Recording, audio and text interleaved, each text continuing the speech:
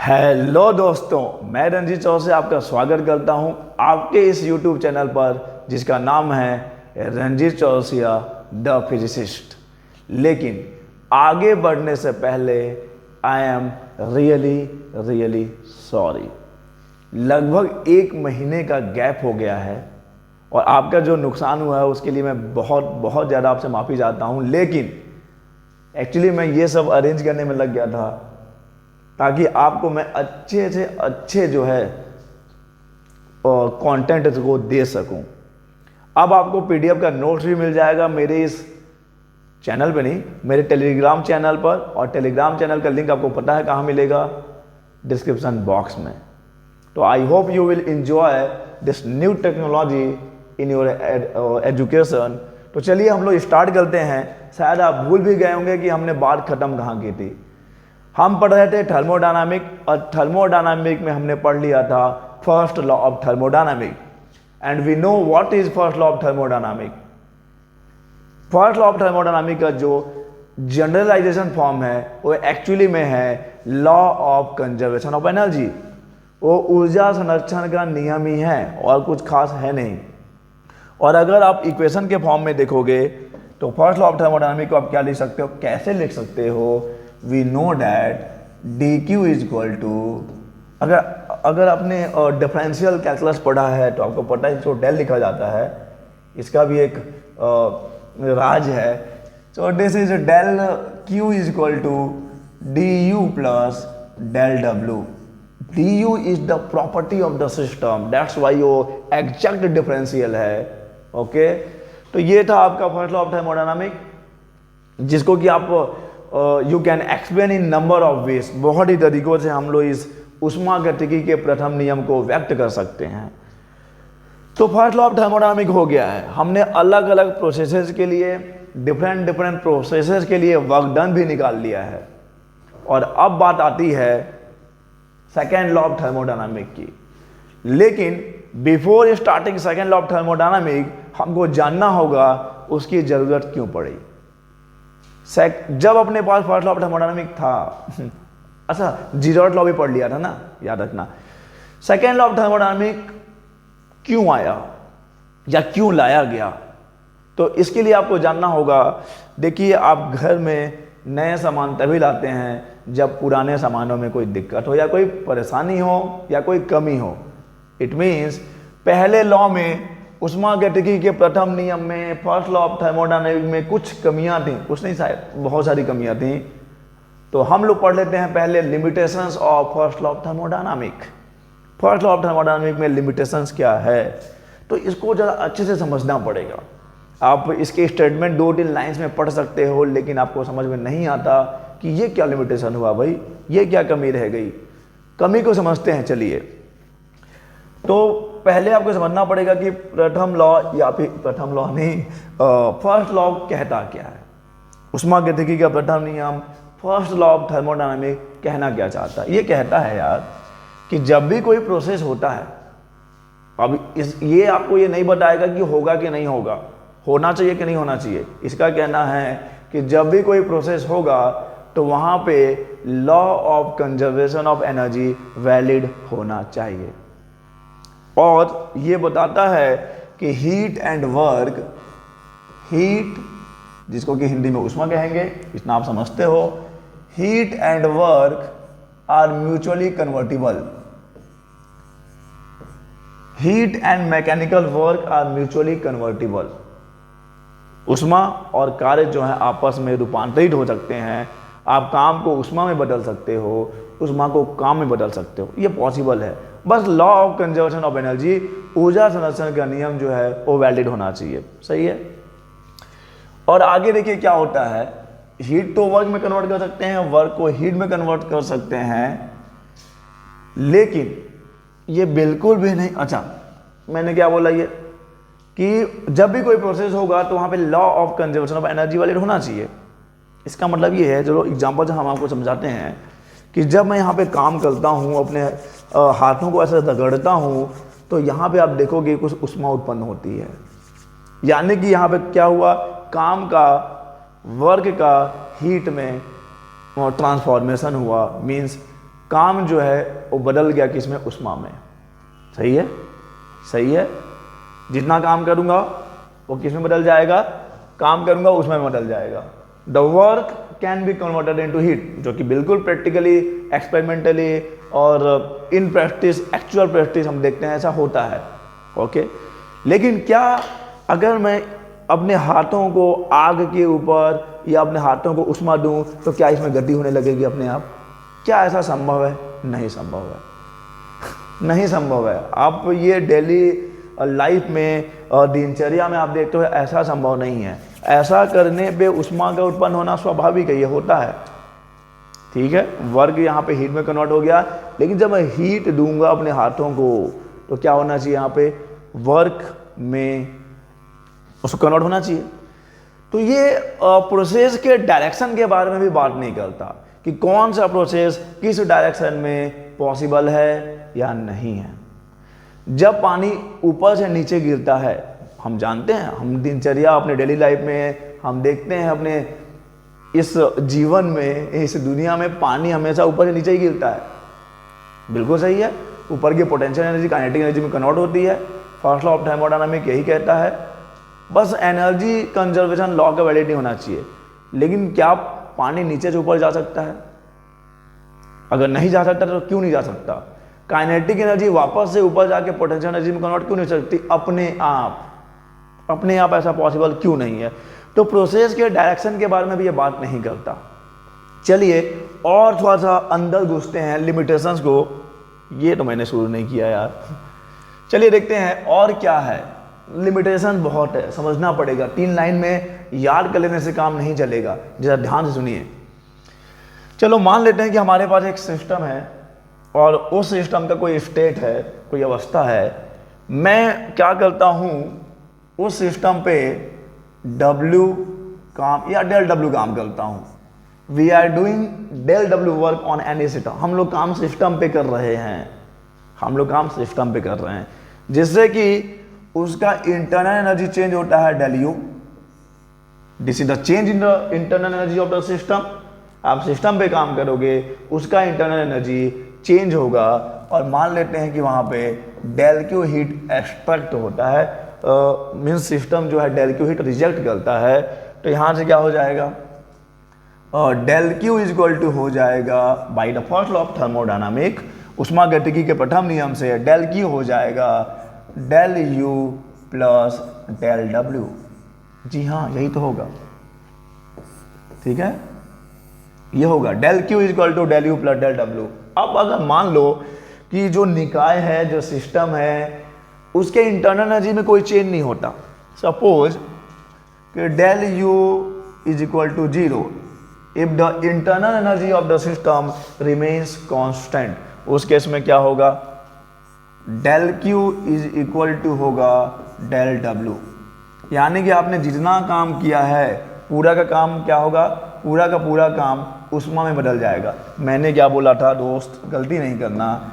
मैं सिस्टम पे काम करूंगा, मैंने सिस्टम पे वर्क किया है जिससे कि उसका इंटरनल एनर्जी चेंज हुआ है डेल U, और वो हीट एक्सट्रैक्ट करेगा कितना, डेल Q।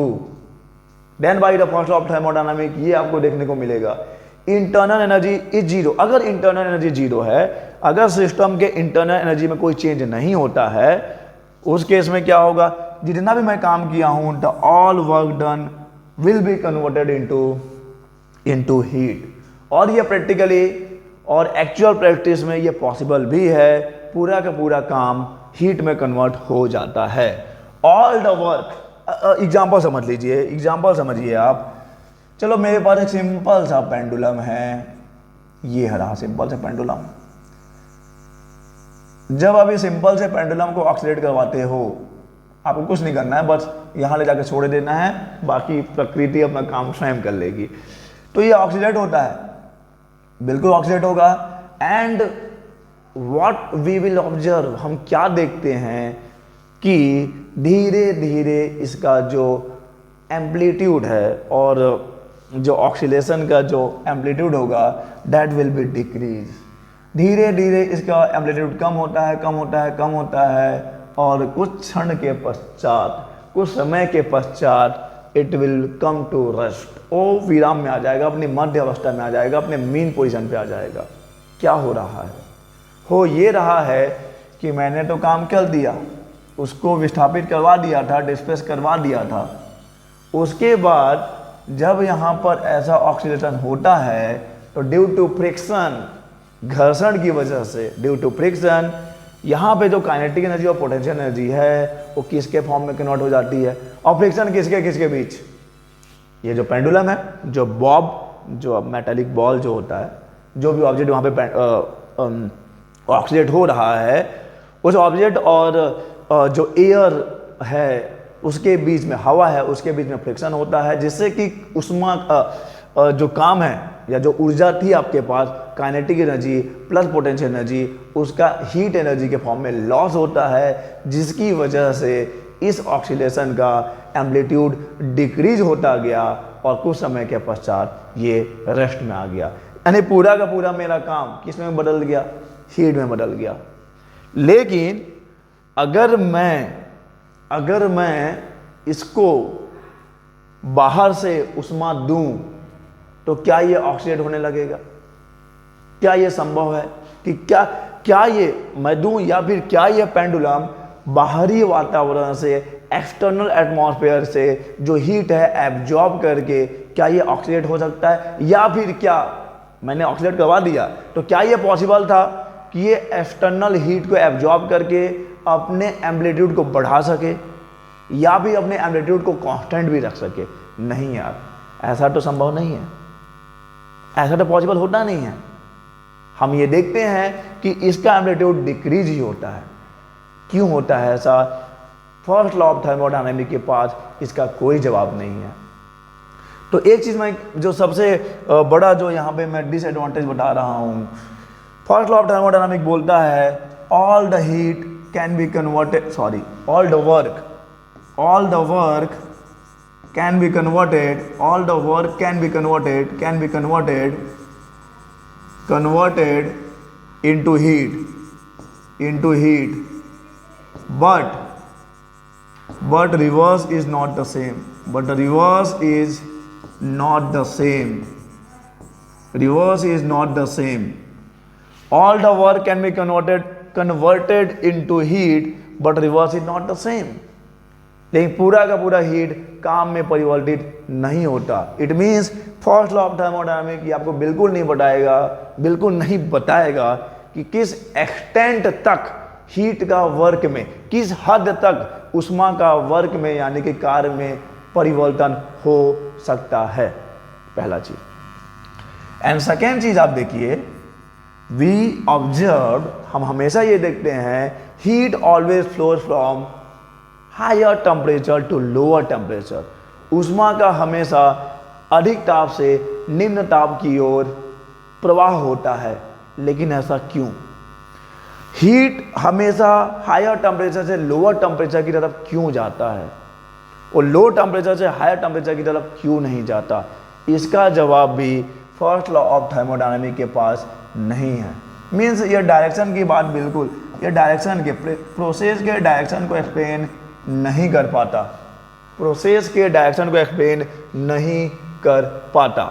तो ये आप फर्स्ट लॉ ऑफ थर्मोडायनामिक की जो कमियां थी उसको आपने समझा। चलो इसको मैं समराइज करूं तो मैं क्या क्या देखता हूं। First law does not help to predict whether the certain process is possible और नॉट।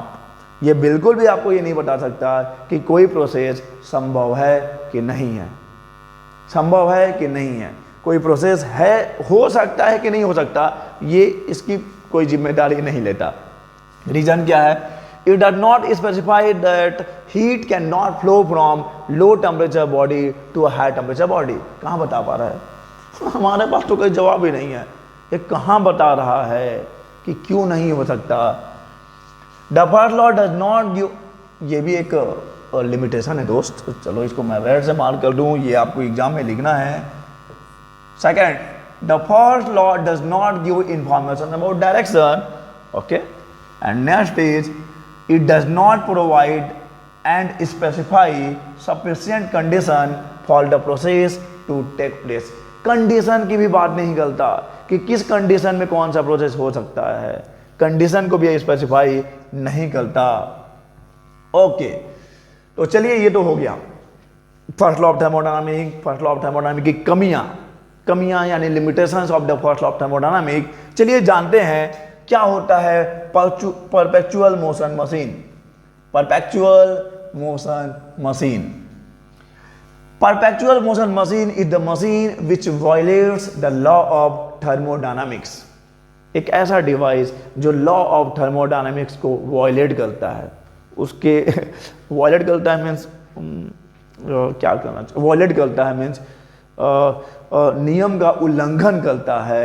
ऐसा एक मशीन जो उष्मागतिकी के नियमों का उल्लंघन करता है उसे कहते हैं परपेचुअल मोशन मशीन।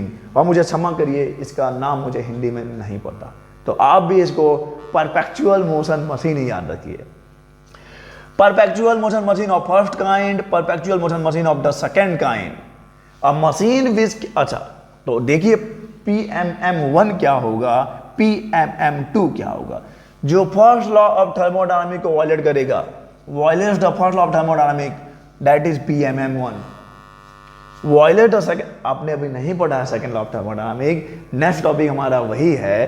तो देखिए पहले जो second law of third law of thermodynamic, okay, second law और third law of thermodynamic, then this machine is called PMM2। जो सेकंड लॉ ऑफ थर्मोडायनामिक को वायलेट करेगा उसको बोलते हैं PMM2। तो फर्स्ट लॉ ऑफ थर्मोडायनामिक को वायलेट कैसे करेगा? We know that first law of thermodynamic states कि हीट या one form of energy can be converted into another form of energy.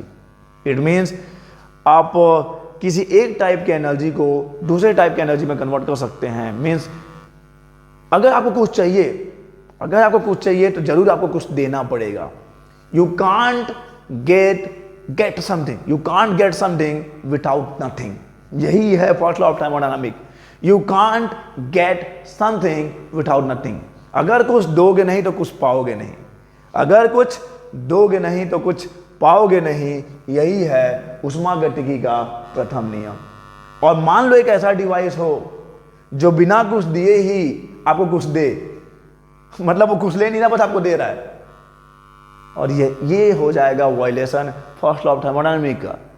यानी कि आप इसको ऐसा भी बोल सकते हो, अ machine which can supply mechanical work continuously without consumption of any energy. अबे कुछ ले ही नहीं रहा है और तुमको दे रहा है, ऐसा तो पॉसिबल ही नहीं है। आप जानते हो एक्चुअल प्रैक्टिस में पॉसिबल नहीं है।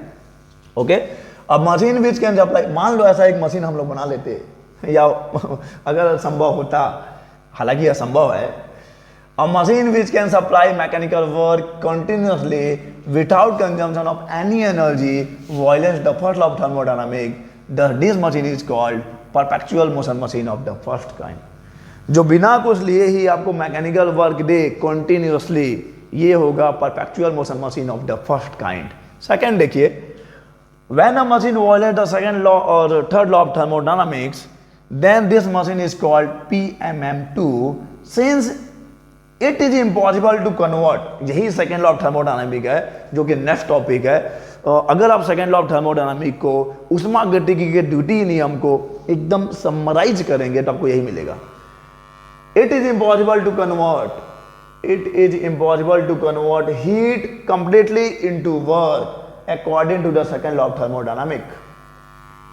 यानी कि अगर मान लीजिए मेरे पास एक उपकरण है, एक डिवाइस है, ये डिवाइस रहा और ये एक सोर्स से हीट एब्जॉर्ब करता है Q1 और पूरे के पूरे Q को किस में कन्वर्ट कर देता है, W = Q1। यानी जितना उष्मा ले रहा है सबको क्या कर रहा है, कार्य में, यूजफुल वर्क में कन्वर्ट कर दे रहा है। अगर ऐसा कोई मशीन पॉसिबल है, अगर ऐसा कोई मशीन होगा उसको अपन बोलेंगे PMM2। हालांकि पॉसिबल नहीं है क्योंकि ये सेकेंड लॉ ऑफ थर्मोडायनामिक को वायलेट करता है, ये उष्मागतिकी के द्वितीय नियम को वायलेट करेगा। क्या बोलता है सेकेंड लॉ ऑफ थर्मोडायनामिक कि भैया all the heat can't be converted into work, पूरा का पूरा हीट को वर्क में कन्वर्ट कर ही नहीं सकते, ऐसा असंभव है। और अगर कोई मशीन ऐसा कर दिया तो सेकेंड लॉ ऑफ थर्मोडायनामिक को वायलेट करेगा। और जो सेकेंड लॉ ऑफ थर्मोडायनामिक्स को वायलेट करेगा उसको आप PMM2 बोलोगे, कोई दिक्कत नहीं है। Non second law of thermodynamics पढ़ लेते हैं यार। फर्स्ट लॉ ऑफ थर्मोडायनामिक्स में कमियां आपने देख ली, उसके लिए आप आते हो, जो भी कमियां थी उसको दूर करने के लिए आप अगले वाली के पास जाते हो, पिछले वालों की कमियों को, अगले वाली आप गलत मत समझना यार, अगले वाली मतलब अगले वाले नियम की बात कर रहा हूं मैं। सेकेंड लॉ ऑफ थर्मोडायनामिक्स, जो वाली है ना वो माइंड पे ज़्यादा स्ट्राइक करता है। मैं वाला बोलूँ तो हटाने यार, कौन ध्यान देता है। जहाँ पे वाली हो गया, जाती है हो गया, थी हो गया, ये माइंड पे क्या दिल पे लगता है direct. Second law of thermodynamics देखिए, सेकेंड लॉ ऑफ थर्मोडायनामिक्स के बहुत सारे स्टेटमेंट्स हैं, बहुत सारे कथन हैं, बहुत सारे स्टेटमेंट्स हैं, लेकिन सब मिलजुल के एक ही ओर इशारा करते हैं, और वो है कि all the heat can't be converted into useful work. पूरे के पूरे उष्मा को हम लोग कार्य में परिवर्तित नहीं कर सकते, ऐसा कोई भी डिवाइस बनाना असंभव है। According to second law of thermodynamics, it is impossible to construct perpetual motion machine of the second kind. And what is the perpetual motion machine of the second kind? अभी बताया मैंने आपको, एक ऐसा डिवाइस जो जितना हीट लेता है पूरा का पूरा आपको दे देता है। ऐसा तो कोई है ही नहीं ऐसा कोई है नहीं, कुछ ना कुछ तो रख ही ले लेगा, रख लेगा मीन्स किसी अदर फॉर्म में कन्वर्ट कर देगा। Okay, there are following two statements in the second law of the second law of thermodynamics. Number 1 देखिए, Kelvin Planck statement, Clausius statement, जो लिखा हो तो आप पढ़ ही लोगे, समझो। केल्विन प्लैंक स्टेटमेंट ये बोलता है कि एक ऐसा सेल्फ एक्टिंग मशीन या फिर एक ऐसा इंजन जो कि एक साइक्लिक प्रोसेस में काम करे, has the sole effect of extracting heat from a reservoir and performing an equivalent amount of work. अभी जो मैंने बताया, केल्विन प्लैंक स्टेटमेंट के अकॉर्डिंग एक ऐसा सेल्फ एक्टिंग मशीन, एक सेल्फ एक्टिंग डिवाइस या एक इंजन, ऐसा इंजन बना पाना असंभव है जो जितना हीट को ले और पूरे के पूरे हीट को किस में कन्वर्ट कर दे, वर्क में कन्वर्ट कर दे। इट इज इम्पॉसिबल, असंभव, असंभव है ये, according to Kelvin Planck statement. Second is Clausius statement के अकॉर्डिंग क्या है, it is impossible to construct a self acting machine और self acting device which absorb the heat from the lower temperature and rejects the heat at the higher temperature without any external agency, without any external agent भी बोलिए आप। मतलब एक ऐसा self acting machine जो कि एक साइकिल में काम करता हो, आप एक ऐसा सेल्फ एक्टिंग मशीन, एक ऐसा सेल्फ एक्टिंग डिवाइस बना ही नहीं सकते जो अपने आप ही हीट को, उष्मा को लो टेम्परेचर से हाई टेम्परेचर की तरफ ट्रांसफर करे। तो these are the two statements of the second law of thermodynamics. ये दो स्टेटमेंट हैं सेकेंड लॉ ऑफ थर्मोडायनामिक्स के। एक बोलता है, क्या बोलता है, क्या बोलती तू, क्या बोलती तू, क्या बोलती है, बोलती ये है कि पूरे के पूरे हीट को वर्क में कन्वर्ट करने वाला कोई पैदा ही नहीं हुआ मतलब हम पैदा कर भी नहीं सकते, और एक ऐसा कोई भी डिवाइस पैदा करना असंभव है जो अपने आप ही हीट को लो टेम्परेचर से हाई टेम्परेचर की तरफ ट्रांसफर करवा सके। है कोई माई का लाल? कोई नहीं है फिलहाल। तो यही है सेकेंड लॉ ऑफ थर्मोडायनामिक्स। और सेकेंड लॉ ऑफ थर्मोडायनामिक्स व्यवहारिक ज्ञान और एक्सपेरिमेंटल जो रिजल्ट्स हैं उस पर आधारित है। जो दिखता है, जो हो रहा है नेचर में, उसी को हमने एक नियम दिया है। ठीक है, अब देखते हैं ये दोनों ही स्टेटमेंट्स। देखिए, केल्विन प्लैंक स्टेटमेंट हो गया, क्लासियस स्टेटमेंट हो गया, दोनों ही स्टेटमेंट देखने में बिल्कुल अलग अलग लगते हैं, बिल्कुल अलग अलग। ये बोलता है कि एक ऐसा कोई मशीन, ऐसा कोई डिवाइस बना ही नहीं सकते जो पूरे के पूरे हीट को वर्क में कन्वर्ट कर दे, और इसका कहना है कि ऐसा कोई भी सेल्फ एक्टिंग डिवाइस जो कि एक साइक्लिक प्रोसेस में काम करे, ऐसा बनाना भी असंभव है जो हीट को लो से हाई की तरफ ले जाए अपने आप ही। दोनों अलग लगते हैं, पहली नज़र में देखने पर दोनों अलग ही लगते हैं। तो क्या एक ही लॉ के दो अलग एकदम डिफरेंट स्टेटमेंट्स हैं? नहीं। अगर इसको जरा आप अध्ययन करोगे तो आपको नज़र आता है क्या दोनों ना एक ही बात कह रहे हैं? Both are saying the same thing in different ways. तू भी वही कह रहा है, मैं भी वही कह रहा हूँ, नज़रिया अलग है, बात एक ही है, ऑल एक ही है। ठीक है, तो समझाइए अगले को कि भाई हम दोनों सही हैं, हम दोनों मिलके एक ही बात कहते हैं। तू अलग तरीके से कहता है, मैं अलग तरीके से कह रहा हूँ, लेकिन बात यही है। तो मैं यहाँ पे आपके और आपके वाले या आपके वाली मतलब उनके नज़रिए को तो नहीं मिला सकता, लेकिन ये दोनों एक ही बात कहते हैं, इसको मैं ज़रूर प्रूव करूँगा। देखिए, इक्विवेलेंस ऑफ द स्टेटमेंट्स, चलिए देखते हैं कैसे। चलो मान लेता हूँ कि मेरे पास है एक इंजन है, मैं एक इंजन ले लेता हूँ।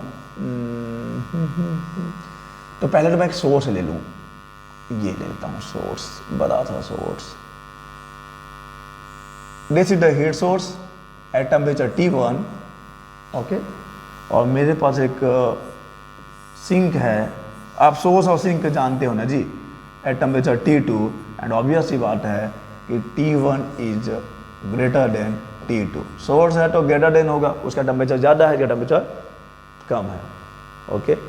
और चलिए अब मैं यहाँ पर ले लेता हूँ एक इंजन जो कि क्या करता है। देखो हम लोग क्या करेंगे, वैसे क्या करेंगे वो करूँगा तो दिख ही जाएगा, देखो क्या करना है। Okay, so this is source at temperature T1 and this is sink at temperature T2। चलिए मेरे पास एक इंजन है जो कि यहाँ से हीट को एब्जॉर्ब करता है और कुछ हीट को रिजेक्ट करेगा सिंक को, और ये वर्क कन्वर्ट करता है कितना, अच्छा यहाँ से एब्जॉर्ब कर रहा है Q1, रिजेक्ट कर रहा है Q2 सिंक को, ऑब्वियस ही बात है। So W is equal to हो जाएगा Q1 minus Q2, W is equal to Q1 minus Q2। यानी कि ये भली भांति बहुत अच्छे से केल्विन प्लैंक स्टेटमेंट को फॉलो कर रहा है। बिल्कुल सही है। केल्विन प्लैंक स्टेटमेंट का क्या था कि बिना हीट को रिजेक्ट किए, मतलब ऐसा नहीं है कि पूरे के पूरे हीट को वर्क में कन्वर्ट कर देगा, कुछ पार्ट जो है वो रिजेक्ट हो जाएगा, कन्वर्ट हो जाएगा इन अदर फॉर्म्स। तो यही तो हो रहा है, Q1 हीट एब्जॉर्ब किया, Q2 हीट रिजेक्ट कर दिया, और जो मिला आपको W is equal to Q1 minus Q2 मिला। ठीक है, अब मैं तो यहाँ पे केल्विन सॉरी हाँ, यहाँ पे केल्विन प्लैंक स्टेटमेंट क्या है, अच्छे से फॉलो हो रहा है। फॉलोस लिख देता हूँ ताकि आपको समझ में आ जाए, फॉलो हो रहा है। ठीक है, चलिए मैं यहाँ पे क्लासियस स्टेटमेंट को क्या करवा दूँ, मैं क्लासियस स्टेटमेंट को करवा देता हूँ वॉयलेट। ठीक है, violation of VOYLA, violation of Clausius statement. कैसे वायलेशन ऑफ क्लासियस स्टेटमेंट कैसे?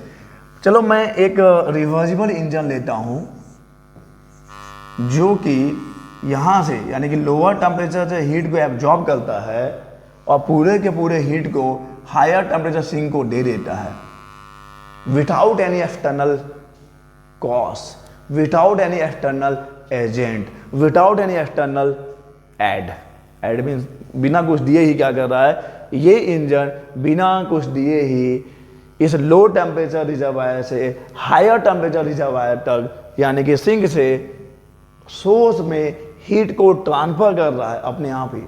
तो this is the violation of Clausius statement. ये क्लासियस स्टेटमेंट का वायलेशन है, ये आपको क्लियर हो गया है। अब मैं क्या करने वाला हूं, चलो दोनों को कंबाइन कर देता हूं। Now we are going to combine both the engine to form एक साइकिल बनेगा, to form a coupled engine, to form a coupled self acting machine. Okay, तो मैं क्या कर रहा हूं, now we are going to, अच्छा this is I is also engine. तो आई आज ये रिवर्सिबल है, ये इरिवर्सिबल है, दिख रहा है आपको। तो दोनों को अब आप कंबाइन कर दीजिए। दोनों को कंबाइन करने का मतलब क्या है, दोनों को कपल्ड कर देना है। कपल्ड कर देना है मीन्स अच्छा एक गलती हो रही है, यहाँ Q2 लिख लो। दोनों को कपल्ड कर लीजिए। कपल्ड करने से क्या होगा, अब देखो ये पूरा बन गया अपने आप में एक सेल्फ एक्टिंग मशीन, जो कि एक साइक्लिक प्रोसेस में काम करता है कि यहाँ से हीट को एब्जॉर्ब करता है, ये रिजेक्ट करता है, या फिर ये एब्जॉर्ब करके भी हीट, तो ये एक पूरा साइकिल बन जाएगा, एक पूरा कंप्लीट साइकिल। एंड नो, आपको पता है कि चलिए इस साइक्लिक प्रोसेस में क्या होता है देखते हैं, इस पूरे साइक्लिक प्रोसेस में क्या होगा। और जो नेट हीट सोर्स से जो नेट हीट एब्जॉर्ब्ड है, तो लिखता हूं मैं net heat absorb, net heat absorb, कितना हीट एब्जॉर्ब किया है यार टोटल। ये साइकिल जो है इस सोर्स से, देखो Q1 एब्जॉर्ब किया है लेकिन Q2 दे भी तो रहा है, Q1 एब्जॉर्ब किया है लेकिन Q2 दे भी तो रहा है, तो एब्जॉर्ब कितना किया Q1 माइनस Q2, केवल इतना ही एब्जॉर्ब किया है। This is the net heat absorb by this self acting और द कपल्ड इंजन और कपल्ड डिवाइस, ओके। और हीट कितना रिजेक्ट किया है देख लेते हैं कितना, लेकिन ये बात देखो, मेरी बात सुनो, net heat absorbed Q1 minus Q2, इतना हीट एब्जॉर्ब किया है, और यहां पर वो Q2 से Q2 ले जा, मींस Q2 हीट को वहां ले जा रहा है, वो ठीक है, वो तो वायलेशन हो ही रहा था क्लासिकल स्टेटमेंट का। तो वर्क डन कितना आप देख रहे हो, वर्क डन है कितना, work done is also Q1 minus Q2, work done is also Q1 minus Q2। ये मच्छर का खेल है, ये मेरा नहीं है। Work done is also Q1 minus Q2, okay. नहीं समझ में आया, फिर से समझो, फिर से ध्यान से स्टार्टिंग से आओ। ये T1 सोर्स है, T2 सिंक है, ये एक इंजन है जो Q1 हीट एब्जॉर्ब करता है, Q2 रिजेक्ट कर देता है, इतना वर्क में कन्वर्ट करता है, Q1 minus Q2, this is the work done of this engine. और ये एक रिवर्जिबल इंजन है, जो हम ये मानते हैं कि चलो ये अपने आप ही यहाँ से हीट को एब्जॉर्ब करके यहाँ पे हीट को रिजेक्ट करता है बिना किसी एक्सटर्नल ऐड के, यानी कि ये क्लासिकल स्टेटमेंट का वायलेशन है। और ये मैं नहीं लिखा हूँ यार, ये मेरा काम नहीं है। So this is the violation of classical statement. अब हमने क्या किया, दोनों इंजन को कंबाइन कर दिया to form of self acting machine और सेल्फ एक्टिंग डिवाइस, जो कि एक सर्कुलर नहीं यार, एक साइकिल में काम करेगा। तो अब देखिए क्या हो रहा है, नेट हीट कितना एब्जॉर्ब्ड हुआ है Q1 minus Q2, this is the net heat absorbed by this self acting device. और ये कितना वर्क कितना किया टोटल, भैया वर्क तो यही हो रहा है ना, W is equal to Q1 minus Q2, this is the work done. यानी कि जितना हीट एब्जॉर्ब करता है उसको पूरा का पूरा वर्क में कन्वर्ट भी कर देता है ये मशीन, ये डिवाइस। जितना ये हीट एब्जॉर्ब करता है पूरा का पूरा वर्क में कन्वर्ट कर देता है। अरे यार, this is the violation of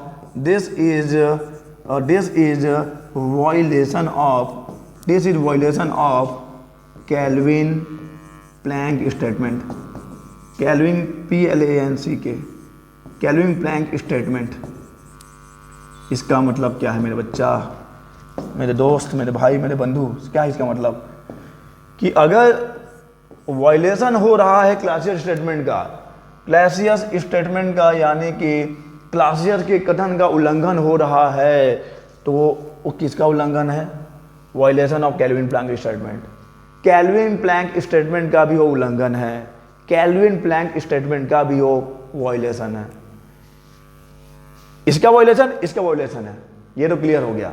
second अब देखते हैं हम लोग, अब हम लोग क्या करेंगे, केल्विन प्लैंक स्टेटमेंट को वायलेट करवाते हैं,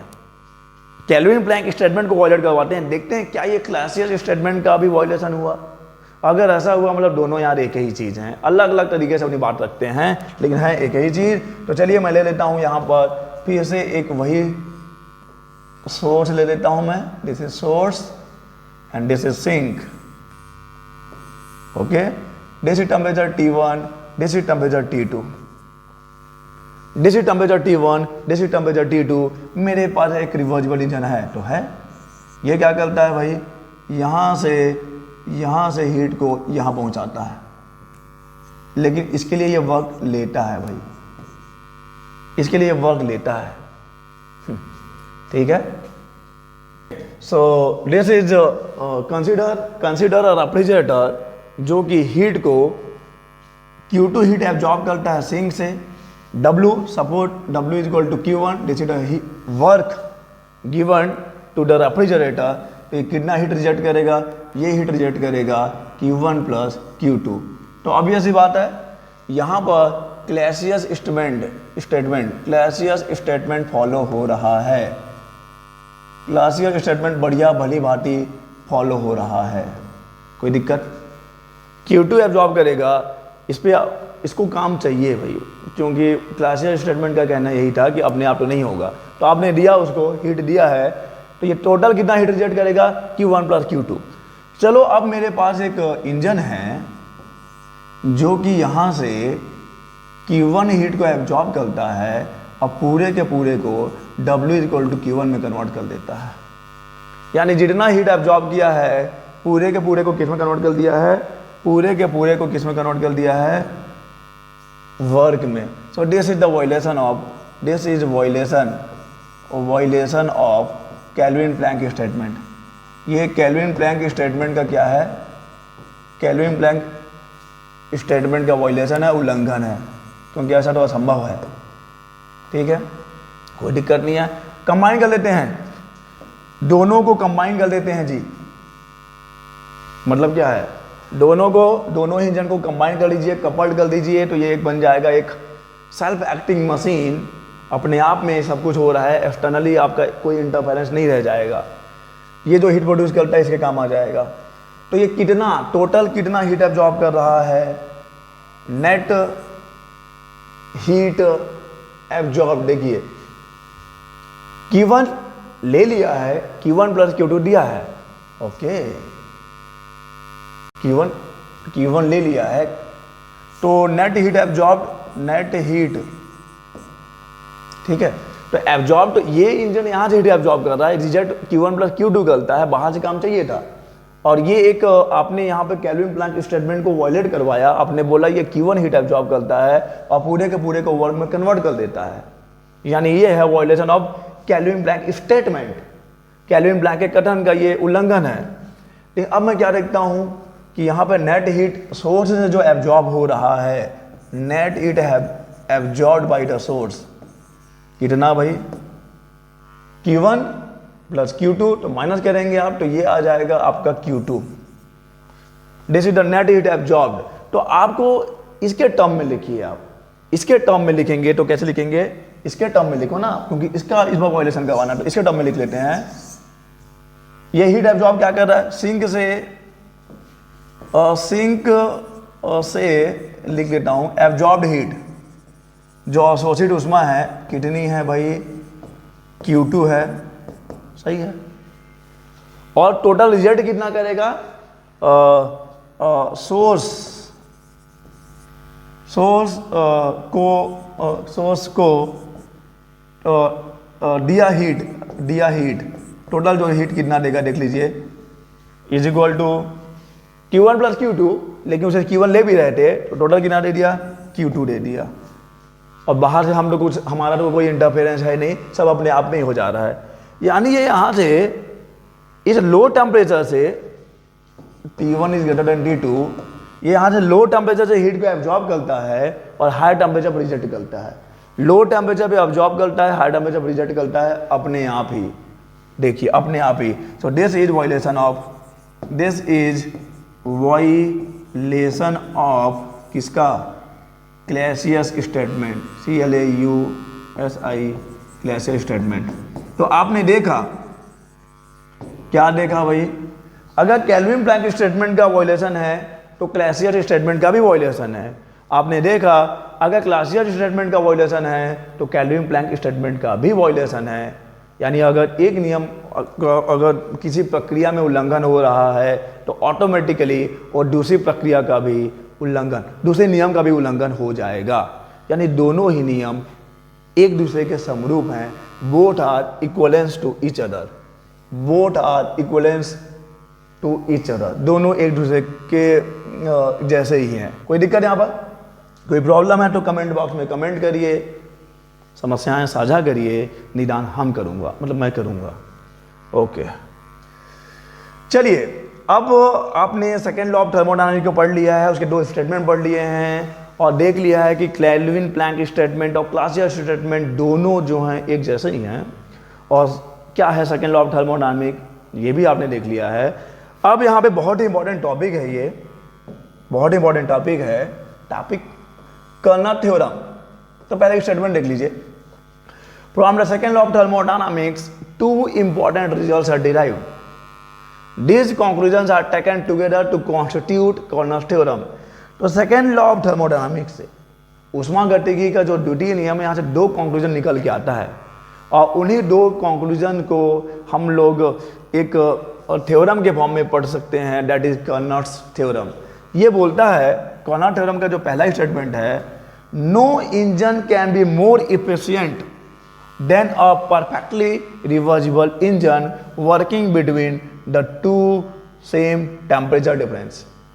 यानी कि अगर मान लो एक ऊपर सोर्स है, नीचे सिंक है, T1 T2, T1 is the source, T2 is the sink. इन दोनों टेम्परेचर के बीच में मान लो बहुत सारे इंजन्स काम कर रहे हैं, तो इनमें से किसी, और उसमें कुछ रिवर्जिबल इंजन, एक रिवर्जिबल ले लो, एक रिवर्जिबल है, बाकी इरिवर्जिबल इंजन है, तो इनमें से किसी का भी इफिशिएंसी रिवर्जिबल इफिशिएंसी से ज़्यादा नहीं होगा।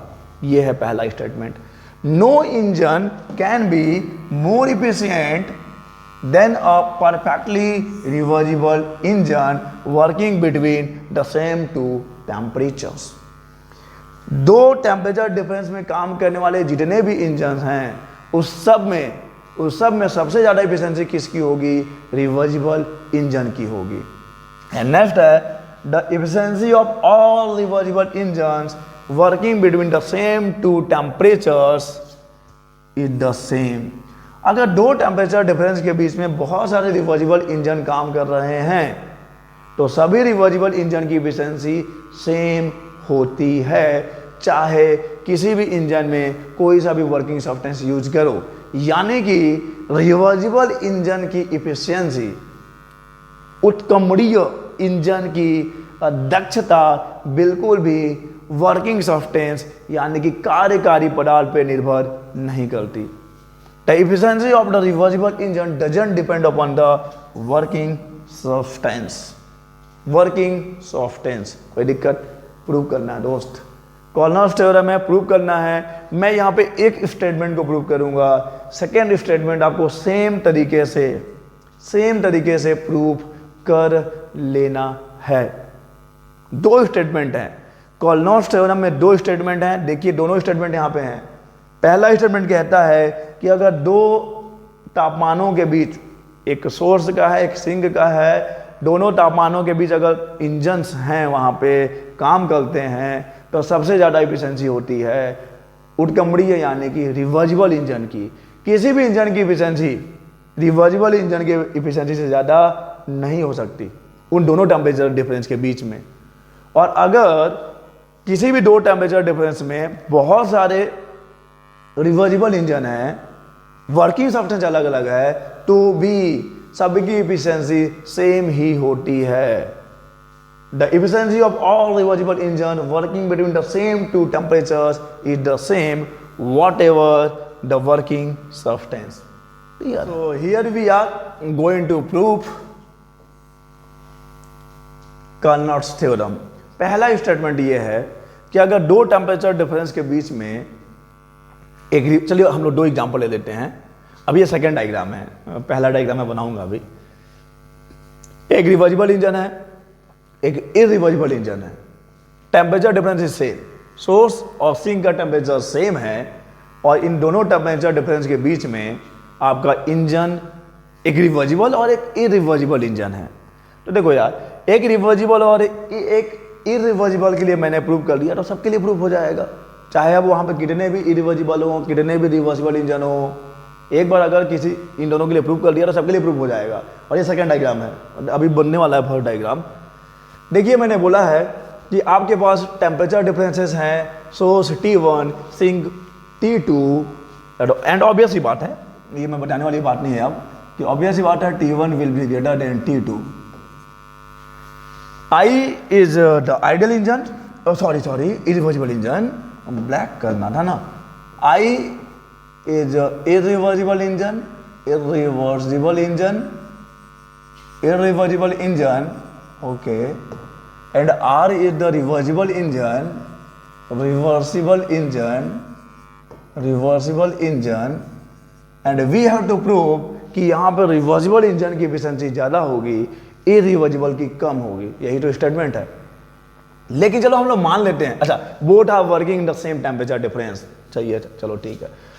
अब हम लोग मान लेते हैं, चलिए हम लोग मान लेते हैं एक पल के लिए, एक क्षण के लिए मान लेते हैं, लेट अज्यूम, एज्यूम, सोचो समझो मानो जानो, माना कि यार इफिशिएंसी ऑफ इरिवर्सिबल इंजन इस, एक क्षण के लिए मैं मान लेता हूं, मैं मान लेता हूं कॉल्मोस थ्योरम का जो पहला स्टेटमेंट है वो गलत है।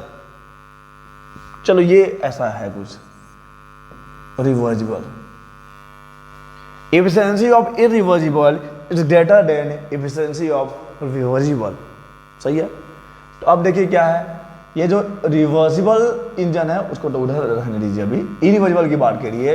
इरिवर्सिबल क्या करता है, यहाँ से Q1 डैश हीट, अब ये कंबाइंड कर दिया, वो सेकंड केस था, मतलब इसी में सेकंड पार्ट है, अब ये कंबाइंड नहीं है, दोनों अलग अलग है।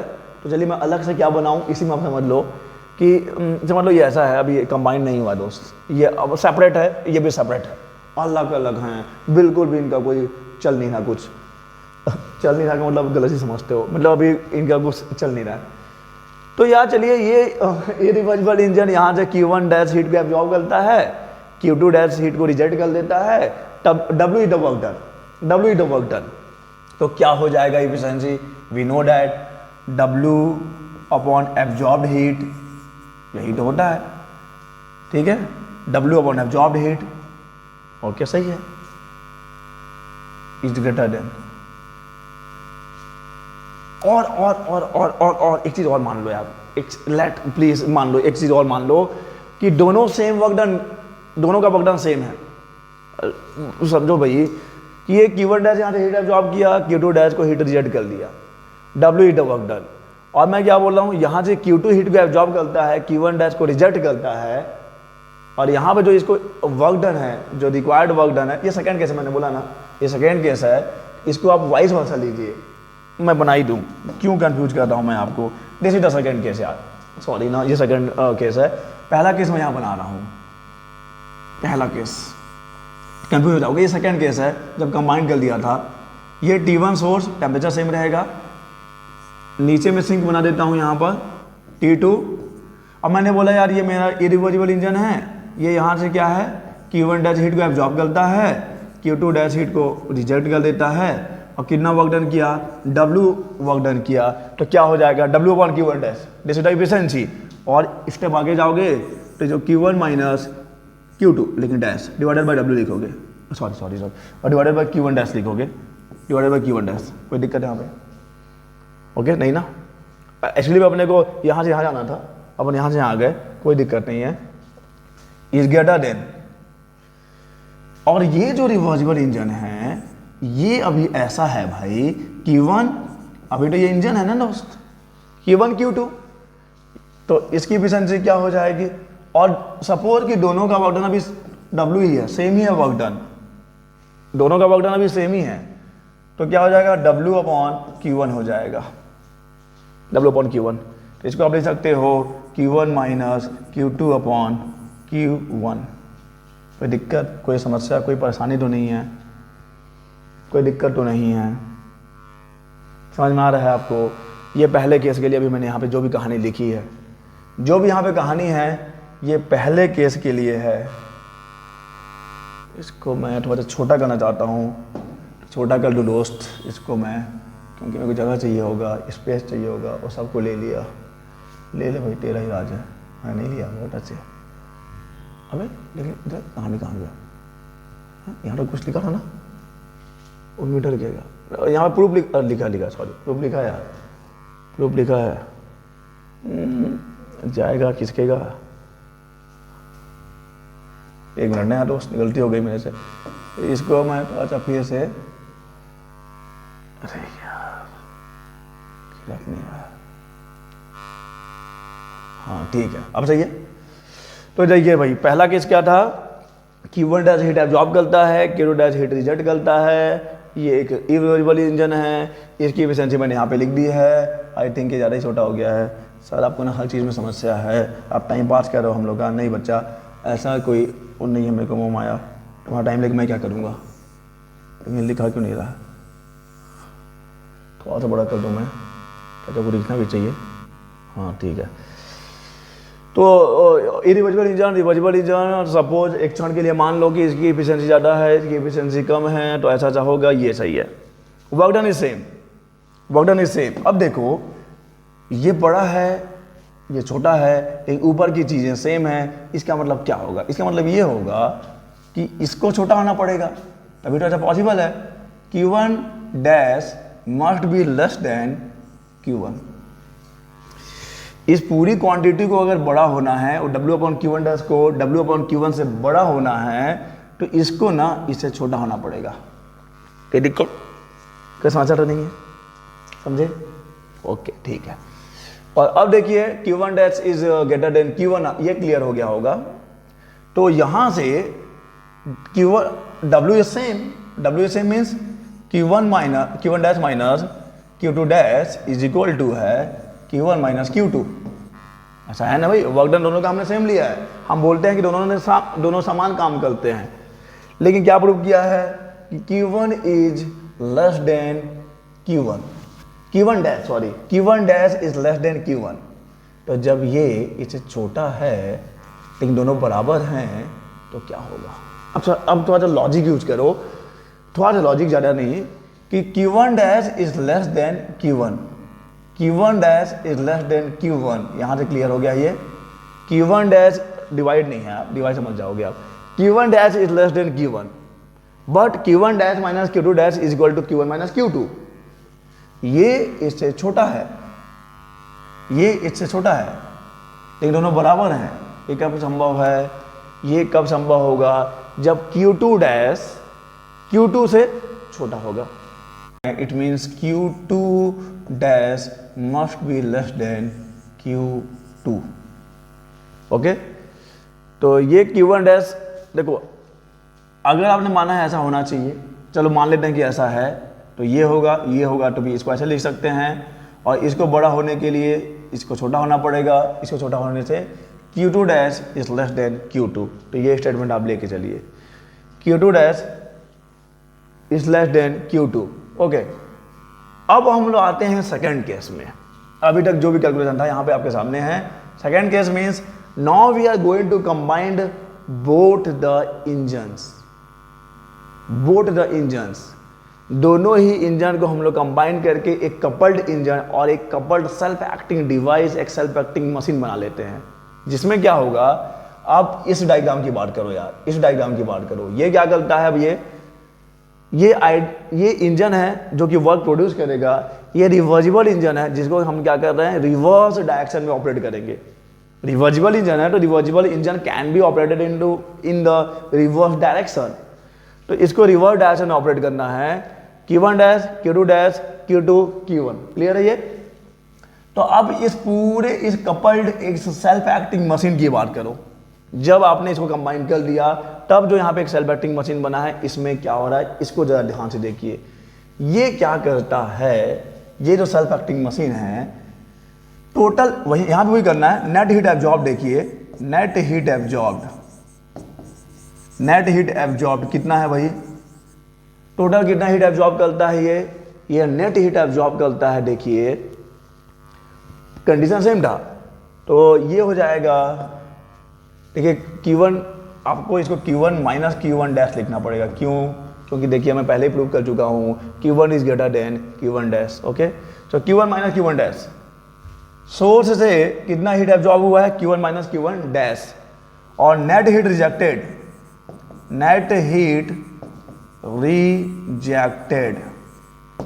टोटल नेट हीट रिजेक्टेड कितना है भाई, नेट हीट रिजेक्टेड इज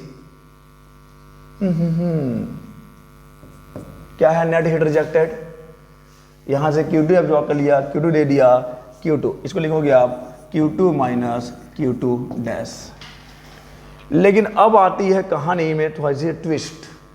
अब जरा देखो यहां पर net heat absorbed is Q1 minus Q1 dash, net heat rejected, इस पूरे इस कंबाइंड सेल्फ एक्टिंग डिवाइस की बात हो रही है। सोर्स से इतना हीट एब्जॉर्ब करता है Q1 minus Q1 dash, sink को रिजेक्ट कितना करता है Q2 minus Q2 dash.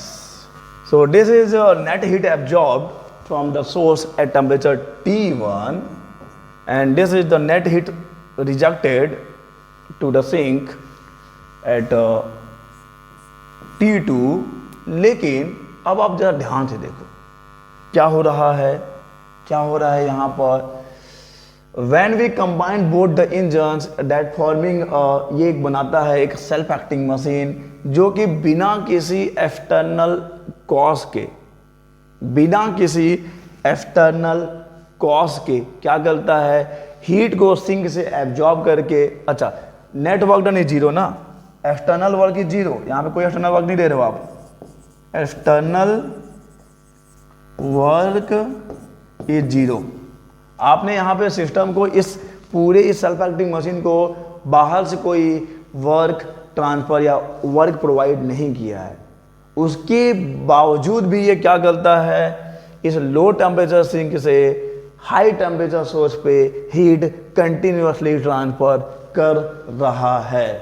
And this is the violation of Clausius statement. ये क्लासियस स्टेटमेंट का वायलेशन हो जाएगा, सेकेंड लॉ ऑफ थर्मोडायनामिक का ये वायलेशन है कि नहीं है। क्या कर रहा है जरा देखो, जब आपने कंबाइन किया तो ये सेल्फ एक्टिंग मशीन बनाया जिसपे कि इस सेल्फ एक्टिंग मशीन पे आप बाहर से कोई वर्क डन दे नहीं रहे हो, और बाहर कोई वर्क डन दे नहीं रहे हो तो ये कर क्या रहा है, ये बिना किसी एक्सटर्नल कॉज के, बिना किसी एक्सटर्नल एजेंट के हीट को कंटिन्यूअसली सिंक से सोर्स यानी लो टेम्परेचर रिजर्वायर से हाई टेम्परेचर रिजर्वायर पे ट्रांसफर कर रहा है। And this is the violation of the second law of thermodynamic. यानी कि मैंने जो माना है कि भाई ऐसा होगा, दिस इज इम्पॉसिबल, ऐसा नहीं हो सकता। जो हमने स्टेटमेंट लिया था that statement is incorrect, that statement is wrong. और जब ऐसा नहीं है तो कैसा होगा, ऐसा नहीं है तो ऐसा होगा। The efficiency of reversible engine will be, यहाँ लिख देता हूँ भाई, नहीं लिखता हूँ, लास्ट में आप समझ जाओगे। हाँ तो लास्ट ही है, लेकिन पीडीएफ बनाना है ना इसका, तो नहीं लिखता उसमें। Okay, so at the last we will conclude कि रिवर्सिबल इंजन की इफिशिएंसी इस इरिवर्सिबल इफिशिएंसी के इरिवर्सिबल इंजन की इफिशिएंसी से ज़्यादा होगी। And the second statement, this statement can also be prove by the same way. इसी तरीके से आप इसको भी प्रूव कर लोगे, इसको भी रिवर्सिबल लेना, इसको भी रिवर्सिबल लेना, किसी एक की इफिशिएंसी को, किसी भी एक की इफिशिएंसी को दूसरे से ज़्यादा ले लेना, सेम प्रोसेस को रिपीट करना है, सेम प्रोसेस को रिपीट करना है। ओके, तो ये आपके लिए असाइनमेंट हो जाएगा, होमवर्क हो जाएगा। चलिए आगे बढ़ें, आगे बढ़ते हैं। तो ये बहुत ही बस एक इंट्रोडक्शन है। What is refrigerator and what is heat pump. देखो, refrigerator is a device, refrigerator is a device जो क्या करता है, which is used to extract heat from the system and maintain it at a colder temperature. तो refrigerator जो है एक ऐसा डिवाइस है जो किसी भी ऑब्जेक्ट से हीट को एक्सट्रैक्ट करता है और उसको उस लो टेम्परेचर पे मेंटेन करके रखता भी है। So when a reversed heat engine is used to further cool, और भी ठंडा, further cool the colder system, ठंडे को और ठंडा, the arrangement is called refrigerator. तो दिस इज रेफ्रिजरेटर। जो ऑब्जेक्ट हो सकता है ठंडा हो, एक्सटर्नल एटमॉस्फेयर से ठंडा हो, उसको और ठंडा कर रहा है, तो ठंडे से हीट को एब्जॉर्ब करके गर्म की ओर ट्रांसफर करता है, ठंडे को और ठंडा करता है। तो ठंडे को ठंडा करना मीन्स ऑब्जेक्ट को कूल करना रेफ्रिजरेटर का काम है। ऑब्जेक्ट को कूल करना, जो भी ऑब्जेक्ट होगा, जो भी सामान, जो भी मटेरियल, जो भी सब्जी भाजी जो भी है, उसको ठंडा काम है, ठंडा करना काम है रेफ्रिजरेटर का। और ये बिना इस एक्सटर्नल वर्क डन के नहीं हो सकता, ये एक्सटर्नल वर्क डन हो रहा है। तो ये क्लियर है कि रेफ्रिजरेटर क्या है, refrigerator is something which is used to cool further colder body. Okay, तो ठंडे को ठंडा किया। तो यहां पे हमारा जो डिजायर्ड इफेक्ट क्या है, यहां से हीट को एक्सट्रैक्ट करवाना हमारा काम है। रेफ्रिजरेटर का काम है यहां से हीट को एक्सट्रैक्ट करना। लेकिन हीट पंप क्या है भाई?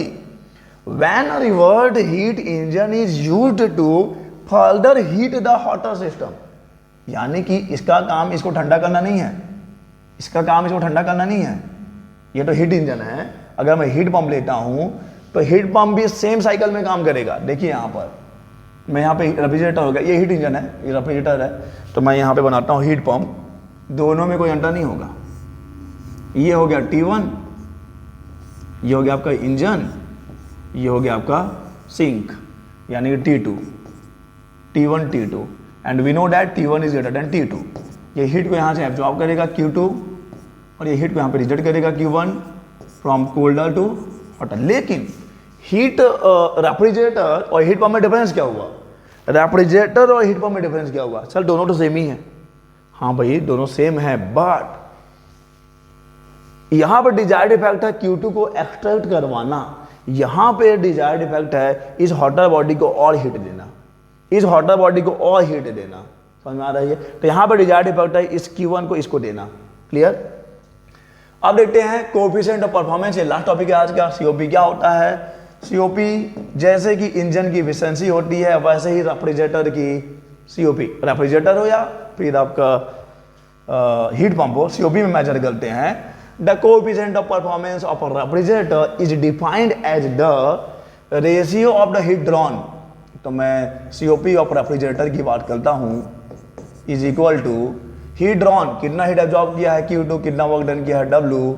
COP को चलो आप बीटा अल्फा जो लेना ले लो, चलो बीटा ले लेता हूं मैं। तो Q2 is the heat absorb, Q1 minus Q2 will be the work done. इसको नीचे ले आइए। So beta is equal to हो जाएगा, क्या हो जाएगा? 1 upon Q1 minus Q2 upon Q2। Clear है ये? So beta is equal to हो जाएगा क्या? बीटा इज इक्वल टू हो जाएगा 1 upon Q1 upon Q2, Q1 upon Q2 minus Q2 upon Q1 यानी कि 1।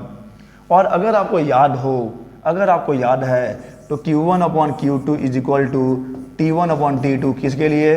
रिवर्जिबल के लिए। फॉर रिवर्जिबल ऐसा होता है, फॉर रिवर्सिबल ऐसा होगा। Q1 upon Q2, Q1 upon Q2 is equal to T1 upon T2, तो आप इसको T1 अपॉन T2 लिख सकते हो। Then beta is equal to, देखो यहाँ पर T1 अपॉन T2 रखोगे, T1 माइनस T2 हो जाएगा, T2 पर आ जाएगा, यानी कि ये हो जाएगा T2 upon T1 minus T2। So this T2। So this is the efficiency of COP of refrigerator. This is the COP of refrigerator. T2 upon T1 minus T2. Clear है ये? सो आज के लेक्चर के लिए शायद ज़्यादा हो गया है। आज हमने डिस्कस किया है limitations of the first law of thermodynamic and we also discussed second law of thermodynamic. Second law of thermodynamic के जो स्टेटमेंट्स हैं उनमें इक्विवेलेंस क्या है, और सबसे इंपॉर्टेंट जो आज का टॉपिक था वो था कार्नोट्स थ्योरम। इंपॉर्टेंट है। और बाकी ये आपको डेजर्ट के फॉर्म में मिल गया है, मीन्स खाने के साथ मीठा। रेफ्रिजरेटर और हीट पंप, रेफ्रिजरेटर और हीट पंप में क्या डिफरेंस है? ठंडे को और ठंडा करना और रेफ्रिजरेटर का काम है, गर्म को और गर्म करना हीट पंप का काम है। और यहाँ पे COP, रेफ्रिजरेटर के परफॉर्मेंस को मेजर करते हैं COP में, फॉर्मूला यहाँ पे है और ये टेम्परेचर के फॉर्म में है। तो चलिए, बड़े दिनों बाद आज का लेक्चर मैं आज आपके लिए बना पाया हूँ, और मैं एक बार फिर आई एम रियली सॉरी, लेकिन अब से आपको कंटिन्यूसली लेक्चर्स मिलते रहेंगे। Please support, share and subscribe my channel. चलिए तब तक के लिए मिलेंगे नेक्स्ट वीडियो में, तब तक के लिए अलविदा।